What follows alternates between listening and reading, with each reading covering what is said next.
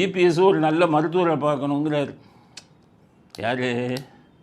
இந்த சட்ட மந்திரின்னு ஒரு ஆள் இப்போ சுரங்க மந்திரி இருக்கார்ல, ரகுபதி.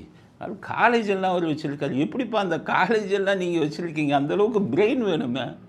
பிரெயினே இல்லையா? இபிஎஸ் மருத்துவர் பார்க்கணும்னு சொல்கிறீங்க, என்ன காரணம் சொல்கிறீங்க?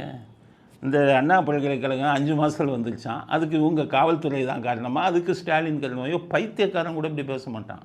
பைத்தியக்காரன் கூட இப்படி பேச மாட்டான். நீங்கள் அவரை போய் மருத்துவங்கிறீங்களே, நீங்கள் போய் மனநல மருத்துவரை பாருங்கய்யா. நான் தான் நேற்று தான் சொன்னேன்ல, 5 மாதம் முடிஞ்சதுக்கு காரணம் என்ன? புதியதாக உருவாக்கப்பட்ட பிஎன்எஸ்எஸ் சட்டம் அது வந்ததுக்கப்புறம் எல்லாமே 5 வருஷம் சீக்கிரம் இப்போ முடியும். இந்த வழக்கு மட்டும் இல்லை, இனி வருங்காலத்தில் எல்லா வழக்குகளும் சீக்கிரம் முடியும். அதுக்கு காரணம் புதிதாக கொண்டு வரப்பட்ட குற்ற நடைமுறை சட்டம். அதை பாஜக கொண்டு வந்திருக்காங்க. அவங்களே வாயை திறக்கிறது இல்லை. நீங்கள் எல்லாம் உட்காந்துக்கிட்டு என்னத்தை பேசுகிறீங்க? ஒரு சென்சிபிள் வேணாம்.